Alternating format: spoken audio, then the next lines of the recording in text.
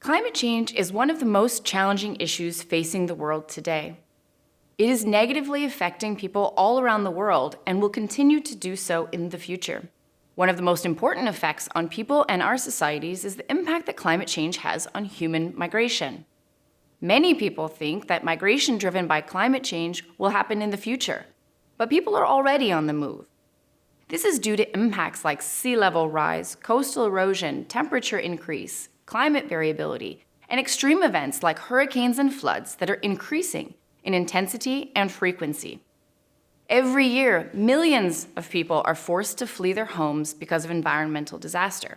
In 2022 alone, over 32 million people were internally displaced, meaning forced to migrate within their own countries because of sudden shock events. More than 1.1 million people were displaced by drought in Somalia alone. And these figures do not account for all of those who move because of more gradual changes, like sea level rise. Europeans are also on the move because of a changing climate. Disasters, primarily floods, storms, and wildfires, have displaced more than 400,000 people in Europe since the start of 2021.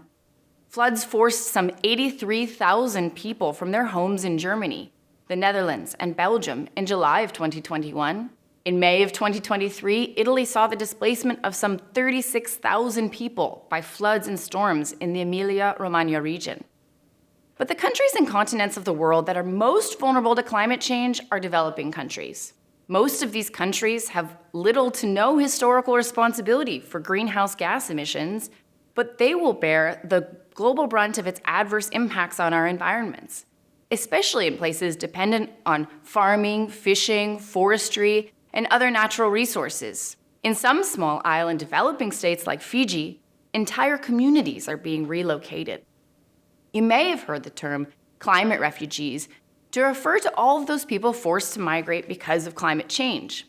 However, you should know that legally there is no such thing as a climate refugee in international law.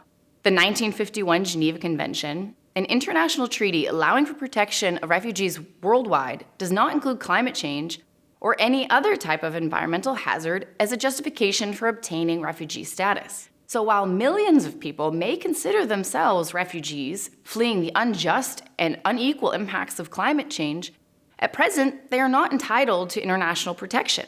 One of the misconceptions around climate refugees is also the idea that people are moving internationally, when most people today who are negatively affected by climate change migrate within their own countries. We want to minimize the number of people forced to flee their homes, in Europe and abroad, but migration is not always a bad thing. For many people who are affected by climate change, migration is a survival strategy that saves lives. And when people are given choices and able to migrate in safe, orderly, and regular ways, migration can offer more than survival. It can offer migrants and their families a way to adapt to a changing climate and provide better opportunities and more safety and security. In some cases, it may be those people who are unable to move out of harm's way, trapped in dangerous environments, that suffer the most at the hands of climate change.